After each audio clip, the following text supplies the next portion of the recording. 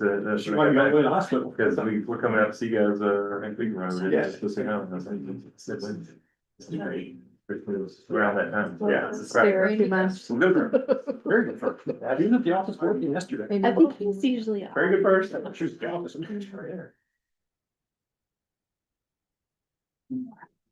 Everyone is now, no, but I don't leave. All right. No, unless it's- I'm still giving. Yes. You ready, Jim's ready? Yes. Okay, we're ready to do it. So we'll just count on the big attendance on mine. Well, maybe not.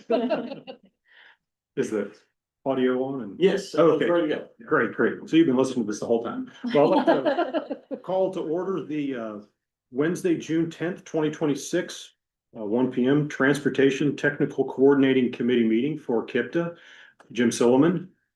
And I guess we can jump right into roll call. Thank you very much, Jim. Let's start today, and I'll be looking off Jim's computer, Bullitt County.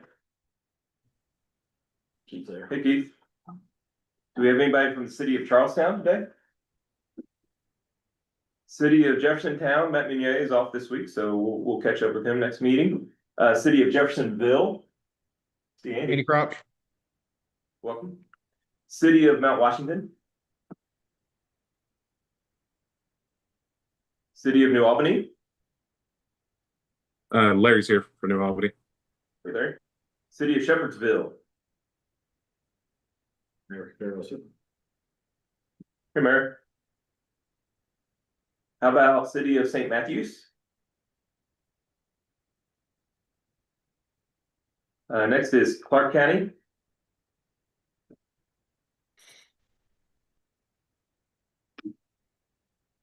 We got Arthur and Mayor Carroll on there. All right, I'm online now too. Nobody from Clark County.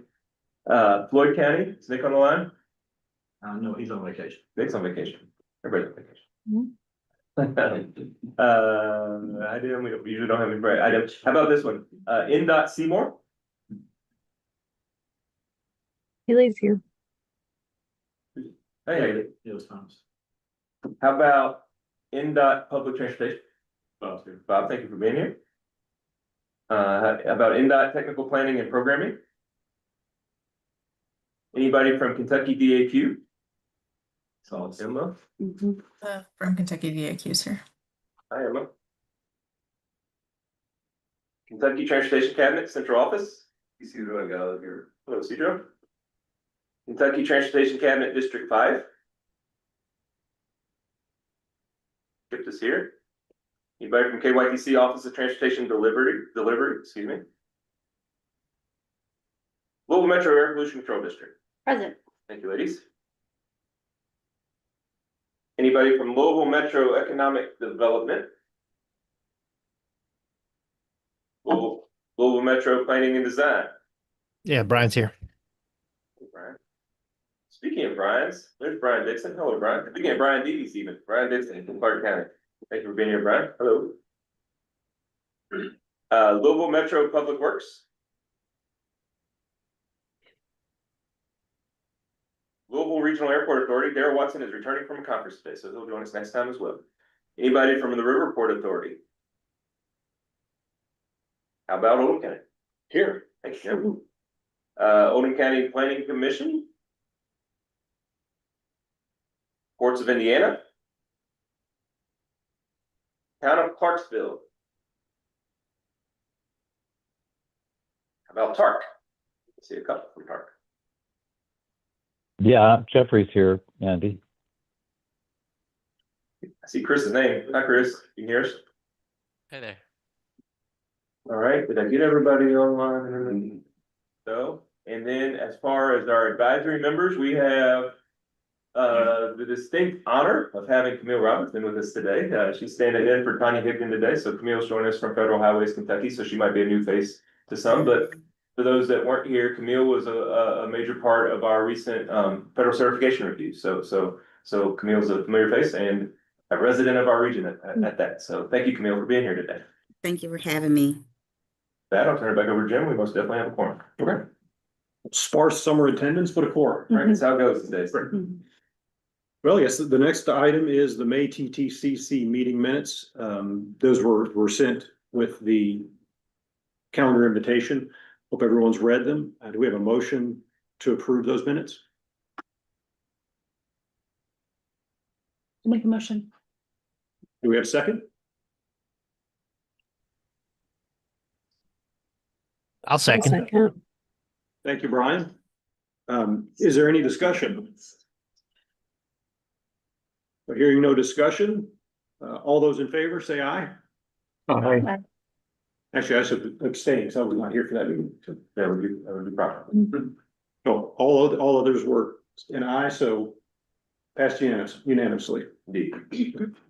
Next, we've got the Transportation Policy Committee report. Andy? Yes, the KIPTA TPC met in May on Thursday, May 28th at 12:30 PM. And to follow state law, it was also at 11:30 AM for those that aren't Yes. keeping up with our fantastic state laws that have been recently created. So 12:30 PM Eastern, I should say. Thank you.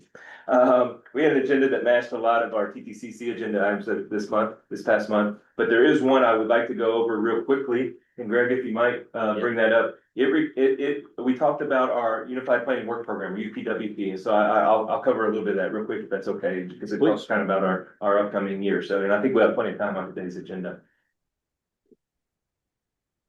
So anyway, as everybody knows, UPWP is basically the MPO's budget. It talks about, hey, where are we getting money from? What are we gonna spend it on? And so it's basically our budget and playbook that we update every year. We turn it into KYTC and not Federal Highways in or around April of each year. So we covered that in May of this year due to us not having April meetings. So I'm gonna ask you to click forward to there we go, perfect. So some highlights.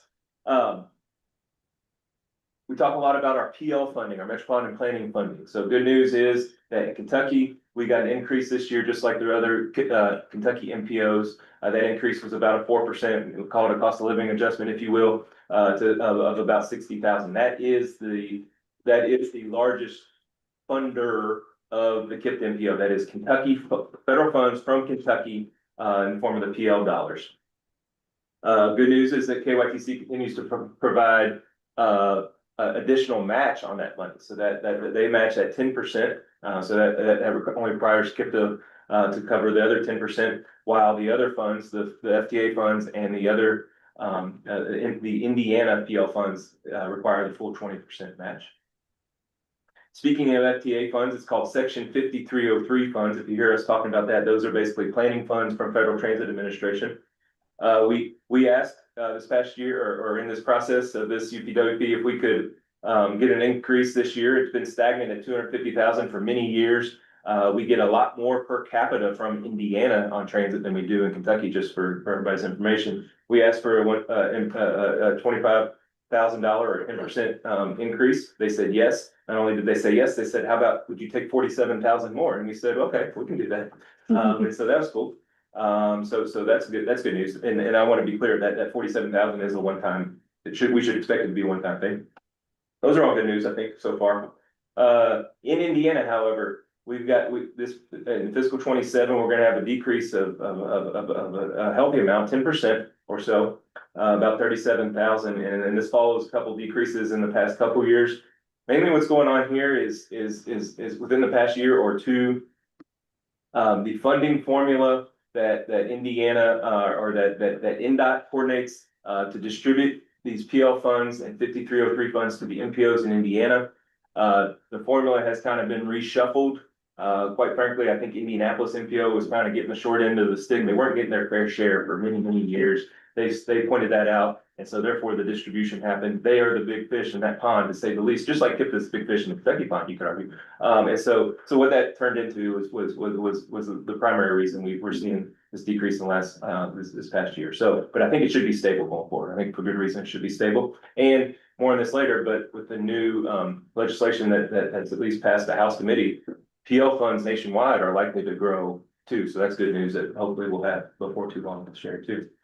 All said and done, about 2.1 million in these federal dollars, and that's a net increase of about 95,000. So we're in good shape there. So next slide, one more slide.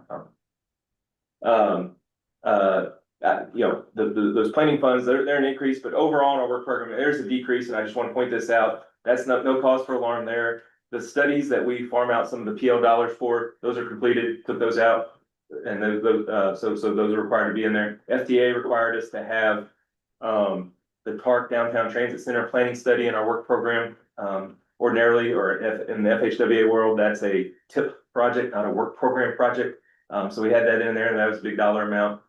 We also notably, this coming year, have given the Every Commute Counts program, the program that KIPTA administers, the ride sharing program, that gets funded with these STBG dollars, just like a lot of your projects do. We lowered that amount because that program doesn't need that much money, as much money as it's been getting just due to current ridership and van needs. That number has gone down from, I think it's down to 673 federal. It was down from maybe 900,000, so it was nearly a $250,000 decrease. But that's good news for everybody in the room. That's more money for y'all to pursue capital projects. And then also, we didn't have as much Indiana carryover funds.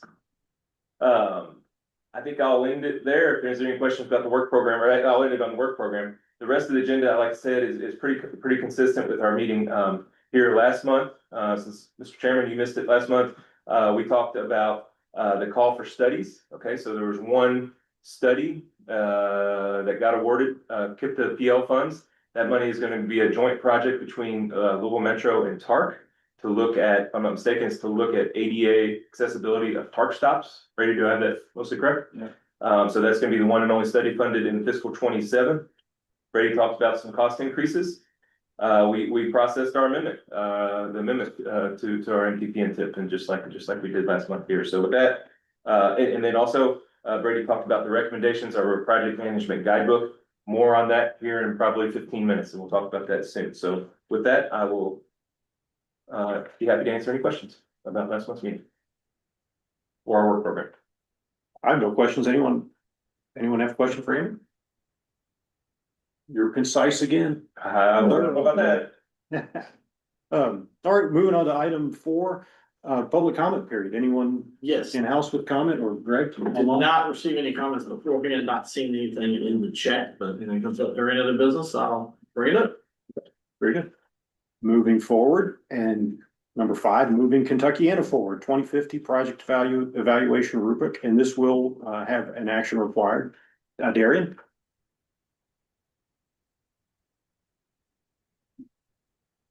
Hello, everyone. I'm Darian Cook. I'm a transportation planner here at KIPTA. I'm going to be talking about our project evaluation rubric update. Greg's going to pull up the rubric here in a second. But as you all know, we are currently in the process of updating our MTP from Connecting Kentuckiana 2050 to Moving Kentuckiana Forward 2050. The updates to this project evaluation rubric align with our updated MTP goals and objectives that were approved by TTCC in January of this year.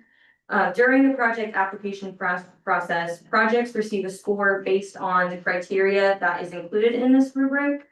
Scores are used during the shift process and call for projects, and also the top ranked projects are listed in both the TIP and the MTP. So I'm just going to go over the changes that we've made to this rubric.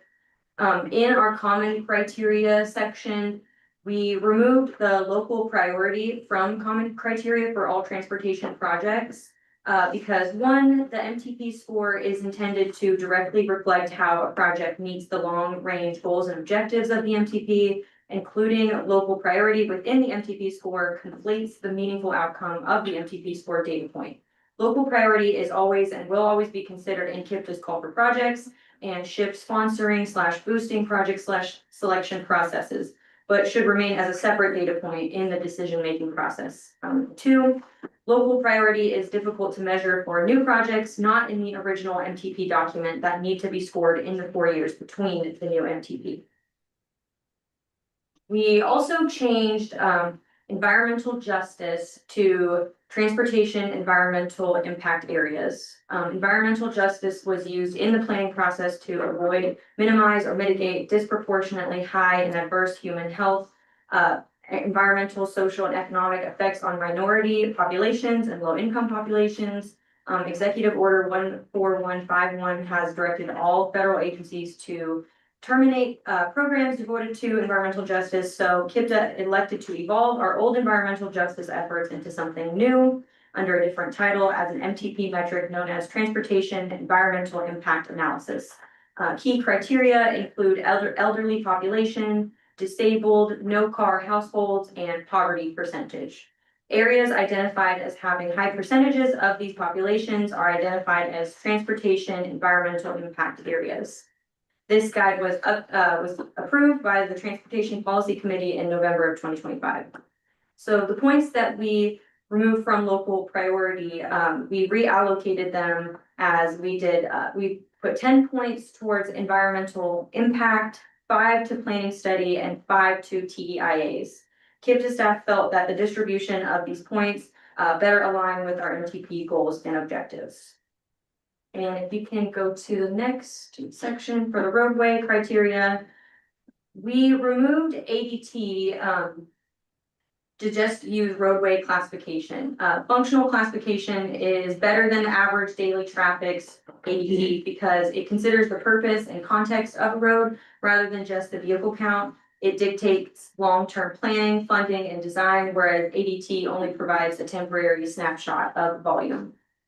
And then for the improved active transportation, we adjusted the point values for this criteria to match the order of the point values for network connectivity criteria in our bike and pedestrian projects, which has multi-use trail as the highest value option and sidewalk as the second. So we just readjusted those two criteria. For vehicular safety, instead of using top crash rate per 100 million vehicle miles, we switched to using regional and local high injury networks and raised point value. This will give projects along the regional high injury network 25 points, and ones along local high injury networks, they will get 20 points. This helps to ensure projects along segments and intersections with the highest fatality and injury crash rate will receive more points possible. To give projects on high injury networks more value, we lowered the points for improvement to safety. So that probably puts us more in line with our SS4, that was a big focus on those SS4 cities, those high injury networks, so getting our MPP scoring in alignment with that is the goal there. Thank you. And for pedestrian and bicycle safety, we just changed the range of years from a 10-year period to a 5-year period to align with our SS4A data. We also lowered the number of average crashes from greater than 5 crashes to just greater than 2 crashes, since bicycle and pedestrian crashes are not all that common in this region. If you could go to transit. So for transit, we just made a few minor changes. We, for the reliability criteria, we removed vehicle replacement as an option because it does not have a location tied to it. During our project application process, applicants must enter a location for their project, so that would result in their location. We also added ADA requirements as a criteria. Under the Americans with Disabilities Act, public transit buses must be fully accessible to individuals with disabilities. And for transit project types, we also removed vehicle replacement for the same reason that I mentioned, because those projects do not have a location.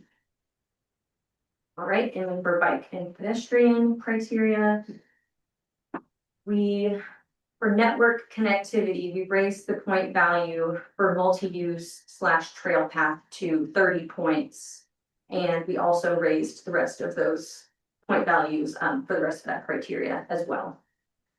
And for safety, we lowered the range of years from 10 years to a 5-year period and lowered the average number of crashes to greater than 2 crashes, the same as we did to the pedestrian and bicycle safety criteria in the roadway section. We lowered the points from improvement to safety and we added them to the network connectivity. Other updates to this rubric include updating data layers for certain criteria to ensure we're using the most recent data possible. This includes deployment data, high density land use clusters, corridors with high freight volume, etc. If anybody has any questions now. If not, KIPTA staff are requesting approval of using this updated project evaluation rubric moving forward, with the exception of our upcoming call for projects this fall. Like call for projects, we'll use the current one, the one that's on the books now. But for the next amendment or for upcoming amendments, we should say, it'll be, we'll use these new scores. That'll keep us from doing redundant work once we're with the new MTV. That's our intention. I have a question on this improvement to safety. How do you define high? Like high versus none? Versus, I believe those are, to get that one, you have to be a part of the, what do they call it? The proven safety countermeasures. Okay. There's a list of project types that are proven safety countermeasures. Okay. Does that sound right to anybody that's Yeah. back there in the room? Yeah. And there's in the application that you fill out, there will be check boxes, I believe. Yeah. And that's what determines the score and the attribute table. okay, So the HWA proven safety countermeasures used to be a relatively small group of project types. It's grown over the years, so there's more chances than there used to be, let's say. Okay, okay. More project types that are to get the treatment. thank you. I was curious how much you said the multi-use path scoring increased, what was it previously? It was It's 30 actually now. 15 points, so Oh. we raised it to 30. And all the other ones stayed the same? No, we raised those as well. We also switched sidewalks to be above the bike facilities, I think. Because more people use sidewalks, I believe. I think this one was already like that. It was the Oh, other, it was the other when we one. matched this order of, the values. But it still makes sense. Yes, Yeah, But the differences between bike lanes, the striped bike lanes are falling out of fashion, and the separated ones are apparently all the rage these days, and so they deserve more points. Yeah, some of these projects are hard to score. Transit projects are probably the hardest to score. Bike ped projects probably also hard to score.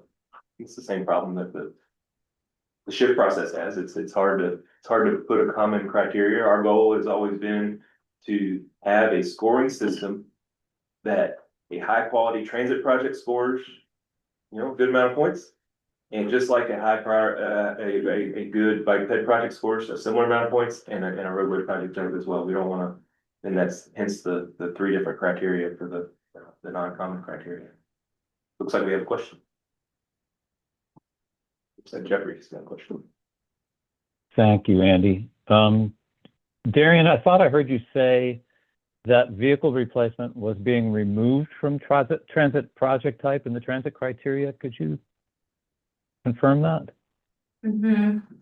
Yes, just because of the no location projects that are a part of that for vehicle replacement, but I think what we do now, if we're maintenance projects, we give a flat rate to those projects, and we will be doing a similar process for the vehicle replacement.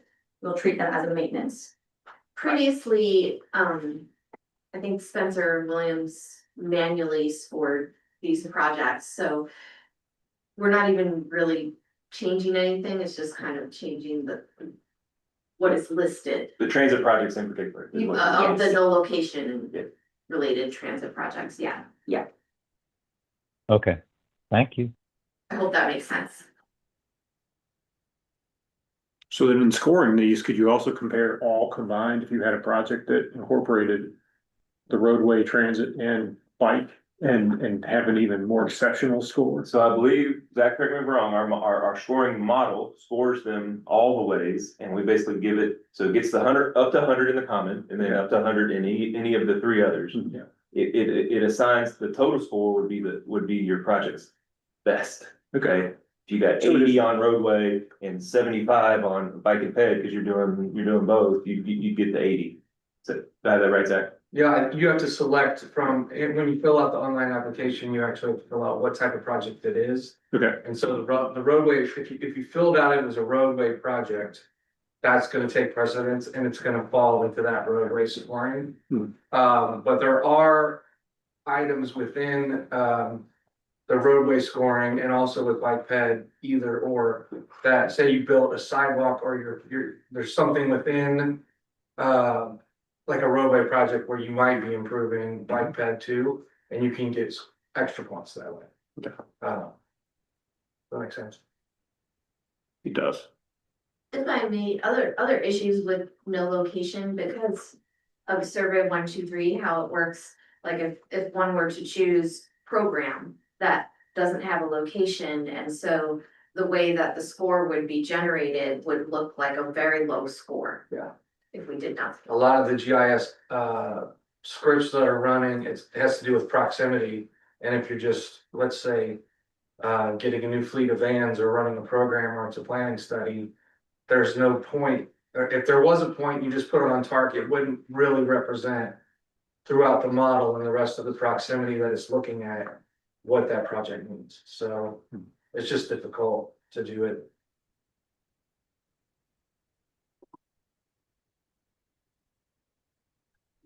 Understood. Do we have an action to approve do we call it a model or an evaluation tool?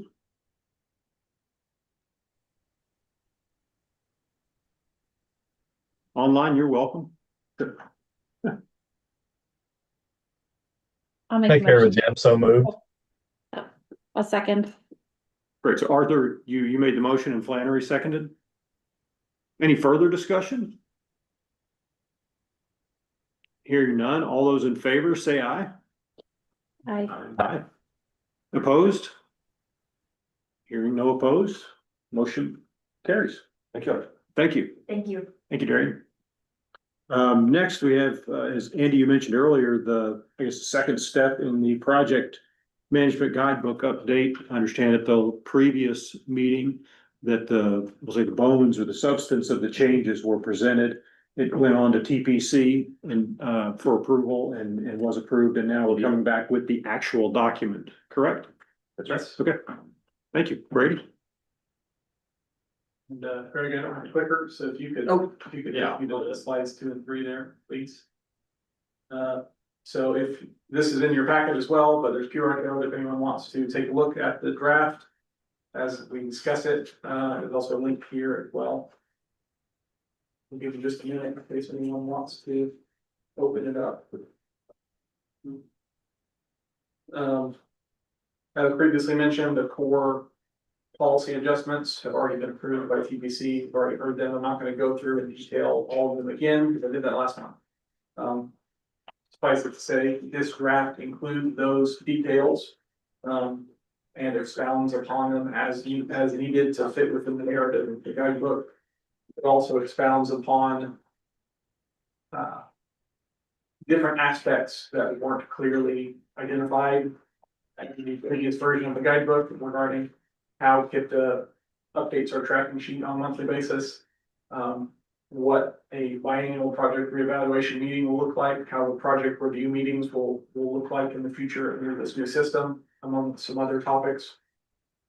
There's some additional charts and tables that are intended to help provide additional clarity to the steps along the process, especially for our Kentucky sponsors, where most of these changes are taking place. Are being proposed to take place. And there are some aesthetic adjustments with the document. There will also be some additional aesthetic adjustments that will be made after the draft approval by the TPC. Chris will be going back in design and fixing a couple of things. If you look at the draft, there's just a couple of little deals that could be better, like an image slightly overlapping a footer in the document, little small aesthetic details. There'll be a couple of those that will be made after as well, but everything else, all the content,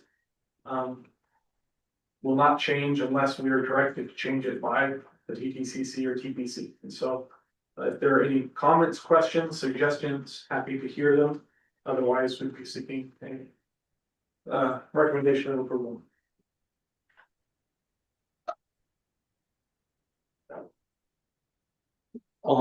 Does anyone have discussion on this? I know there's probably discussion at the last meeting, and I know having been part of the 3 or 4 workshops, work group meetings we had, there was healthy discussion. I think a lot of productive discussion. I understand that some of we termed some of the changes as a slight reduction in flexibility to increase productivity. All positive, so. I think it can and will increase the flexibility of the project that's moving along properly, you know. Yeah. And offer up new opportunities to that project or even to that agency, that project. Yeah. Sponsoring that project. Any questions or concerns about the draft as presented? I would only make a comment, is this the draft, like, that is some QR code? Yes, yeah, if you, I just would prefer to like approve the draft, like, not, you know, like, have this in my records. Have like the actual thing, and that's just the only thing, otherwise, the guidebook as it is, I think it's. and I'm assuming, the intention, I guess, was to be able to have it for your reference for the last 7 days, so I'm hoping everyone was able to take the time to review it over the last week if possible. I know that it's, I know that we can't go through it in the meeting and look through every item, but that can be something that we take the time to print out in future iterations. If we wanna look through, we've got plenty of time. If we wanna look through it, spend a few minutes looking through it, then, I mean, that's fine. That's fair game. Yeah, we can bring it up on the screen. I don't necessarily need that, I was just saying that, I mean, just for the purposes of, you know, approving minutes and everything, just having the actual documents, minutes would make more sense to me, for the future. And I know that it's more efficient paper wise to not do that, and that's like a technical issue rather than a policy procedural thing. And I'll attest that it worked. I obtained it from the minutes or the agenda that was provided, so. Yeah, I just wouldn't Yeah. wanna get like, I have this one and I have that one and we have to, I wasn't sure which one, Mm. you know, and then years later, we try to look it up and the QR code's gone and, you know, it's like, what do we approve? I don't wanna be in that position. I'd rather say, oh, yeah, the minute from, I have these minutes from like 20 years ago. Yeah. Just not a lot of things I forgot. Just removing the word draft and writing adopted and little things like that. Yeah, I get what, Tom, you're saying to include this in the minutes. That's the draft that I obtained using the QR code. Yes. Include that in the minutes as an exhibit. Yes. That makes sense. We can make that work. Is that something we can just do? Yeah. And include in the minutes of the meeting? I'm not sure. That's fine. We can do that. That's fine. Might be a larger packet next month. All right. Well, do I have a motion to accept the project management guidebook as presented with the understanding or caveat that there may be some non-substantive changes to graphics or footnotes? I'll make a motion. Thank you. Do I have a second?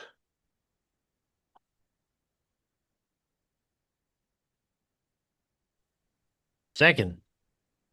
Thank you, Brian. We've had a brief discussion. Is there any other discussion now that the motion's on the floor? We'll Just see. say thank you all for your participation through the process. It was thanks to Brady for coordinating that process. It was really healthy discussion on those workshops. Yeah. Followed by a healthy discussion last month and it wasn't easy to get to this finish line but hopefully this is something that we can all be proud of and something that will really improve functionality of what we do here as an MPO and as the PPC prioritizing and awarding funds for projects. Well, Brady, thank you. Not only were you coordinating it, but taking our comments at those work group sessions and actually putting them into form and bringing them to the next meeting so we could have something to work with. So thank you. Of course, and then just as a reminder to everyone, there will still be future discussion on items in that as part of those work group meetings. We had a really good discussion about the guidebook. We also had really good discussion about items related to project delivery outside of what's in this guidebook. And so those discussions give us still plans to continue over the next course of the next several years to try to improve those factors as well. So be on the lookout for future discussions regarding those matters as well. Okay, I don't see any other hands being raised in the room or online, so all those in favor, say aye. Aye. Opposed? Hearing none opposed, motion passes. Thank you. Next, item 7, Connecting Kentuckiana 2050 Metropolitan Transportation plan and the FY 2025-2028 Transportation Improvement Program Amendment Schedule. Chris? A shorter one.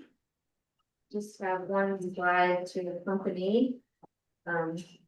In the package, in the memo, I have the schedule.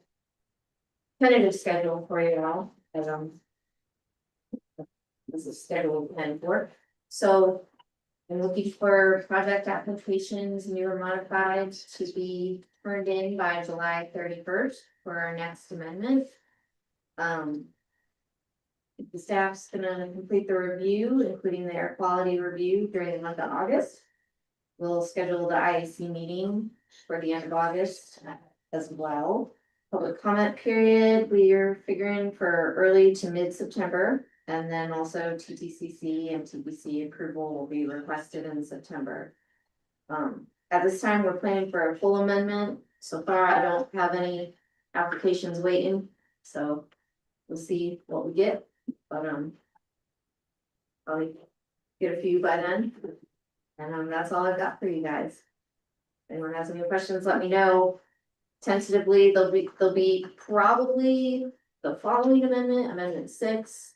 In November, because we won't have the December meetings, so.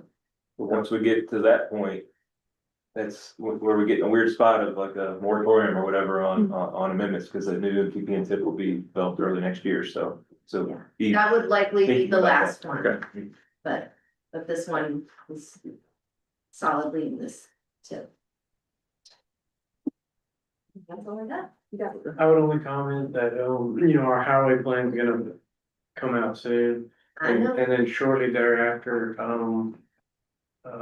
you know, we'll have a draft STIP, which will really tell us exactly what kind of funding will go with each project in the MPO area.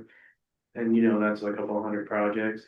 And so we're gonna it doesn't look like that aligns very well with this schedule. Do you think this is too late or too soon? Because Perhaps too it is soon. our intention to. Well, then we would capture them if we had to in the November amendment. But ideally, we'd like to get it in this. I was expecting it to come out this month. Going off of the previous two. Our program management office it seems like they traditionally produce that funding information August or September. That will be a little later than this. Anyhow, I guess we need what we got. Well, I think as you're saying, the next one will be a good opportunity as well, and probably a lot of those changes would probably be admin mod changes too, I would imagine, that, you know. Fiscal 26 changing, funding becoming 28 or something like that, and so those would happen, probably be in batches, kind of, I feel like it was that way last time, wasn't it? We had admin mod version of it, We had a couple. amendment version of it, and then maybe a super amendment version of it. Toward the end of the year, but if I remember right, last time, I was certainly thinking about it when I planned this. Okay. Last time we had wanted to get them all in around July, but that was too soon, and so then ended up toward the end of the year. So it seemed like September might be a sweet spot, but we'll see. Yeah, maybe I can. We can I don't talk know. offline about that Okay. further too. I have no idea when, I don't think program management's bound by any schedule to produce that information, you know, so. Right. Whenever. But the full document's not, the enacted document's not published yet. Well, the enacted plan, correct, but that's not really what we I know. program you guys with. We get detailed funding information from our program management office a couple months after the highway plan is published. That's the information we use to program projects. Anyhow, typically that doesn't come out until August and June. And maybe today, maybe this year maybe it'll come out early.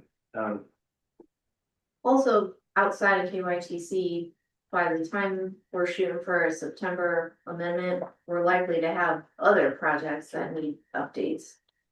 So we're gonna likely have to have one before then, either way. Never fails. Yeah, These are always tentative too. We plan them ahead sometimes and also in this case, when we don't even have anything waiting, but we're just trying to make sure we're prepared for when we do need it. So get that idea in your heads, July 31st. Thank you. Any other business? I have a couple Okay, items, yeah, okay, please. yeah. There's a few folks that joined us late, so I guess I will recognize them. Leanne Alfaro from TARC, thank you for being here. Also Brad Cummings from Clarksville. Brad, thanks for being here, and Julie Feltner from NDOT. I got everybody. Speaking of thankful for being a part of the TTCC meeting, Brady mentioned during that conversation about our project management guidebook, one of the key parts of that is we were calling it the third party consultant, that would be a second opinion, if you will, to project costs and schedules. And so KIPTA will be producing an RFP or an RFQ real soon. And so I know there's at least one firm in the room and several online joining us today. So I just want to thank you all for being here and hope that you guys might be interested in something like that, just like the other firms that probably aren't here today or watching us on YouTube.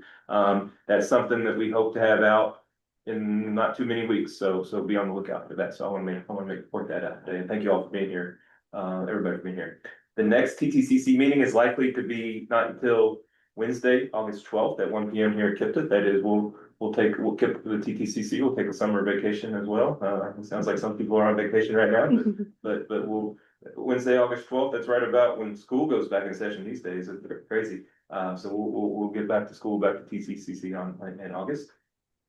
Want to recognize, I learned just today that a key contributor to KIPTA MPO's efforts and successes over the years is going to retire later this month. Miss Rachel Hamilton from Director over at Louisville Metro Air Pollution Control District. So I understand that she's going to be retiring at the end of this month. So I hope nothing but the best for her and for the APCD. She's been a good friend to KIPTA, and I think the staff there at APCD as well. So Claire, anything else you'd like to say? It's she's been a huge part of the efforts to improve the air quality in the region. So I'm very happy for her, but big loss for us, just in institutional knowledge and experience.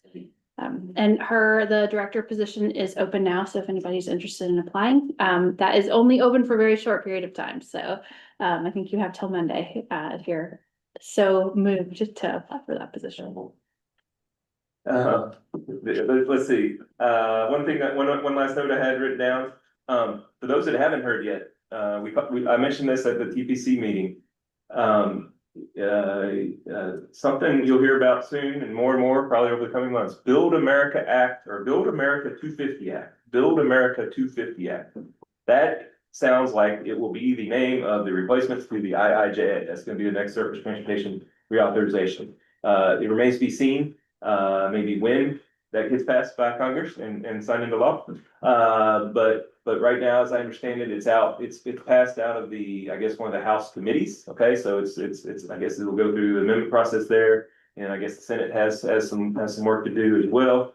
It also remains to be seen if it'll get done in time by the end of this federal fiscal year. The IIJA expires at the end of September, so we've only got what? 4 short months, less than 4 short months of life on the IIJA. So there could be an extension of that, or this Build America 250 Act. The Build America 250 Act has a lot of good things in it for, sounds like for local governments. I think the percentage share of the formula funds is going up a notch for percent or 2, I think for under local control, whether that's under the regional control or some other mechanism. Interestingly, for MPOs, I mentioned earlier that usually that we have to match the PL funds. The PL fund match sounds like it's going to come down from an 80-20 down to a 90-10. So that's pretty cool. So that'll allow MPOs more flexibility. And it also sounds like a couple of the funding programs, no surprise, are probably out. The CRP, Carbon Reduction Program, that's out. That's only been around for a short time. Sounds like Protect program is out, at least partially. But I think there's some increases in some of the funds, so it's being canceled out and then some by some increases in funds. So overall, sounds like the win, but Build America 250 Act, keep your eyes on that, and we'll be talking about it more at the meeting. Yes, very good. Quick clarification of those CRP funds in case anyone's worried, because we have CRP. Okay, yeah, I didn't know we were going to good call. Just to reemphasize, that money may well come back in terms of SDBG funds, so we may not have a reduction necessarily in the format. It's also true as of today, it still could change, that existing CRP funds aren't supposed to be rescinded. Correct. So it would likely cancel future fiscal year funds of CRP funds, but if you had funds awarded in 2024, those are still gonna be available as it's written today to calm any immediate fears about that particular line item. Correct. Thank you for the clarification, because that's an important note. That's not all I know about Build America 250 Act, but that's a good summary for this. And so, be happy to answer any questions, or if there's information that you all as a TTCC desire, and want us as KIPTA staff to be your researchers or whatever, what's this mean to us? Please reach out to any of the staff you see back here, myself, and we'll be happy to help you guys out. Thank you. You're welcome. Any other business? Hearing none, I'll take a motion to adjourn. Motion to adjourn. Arthur, I'll second that, Arthur. Arthur's my staff. All in favor, say aye. Aye. Thank you. Have a great day.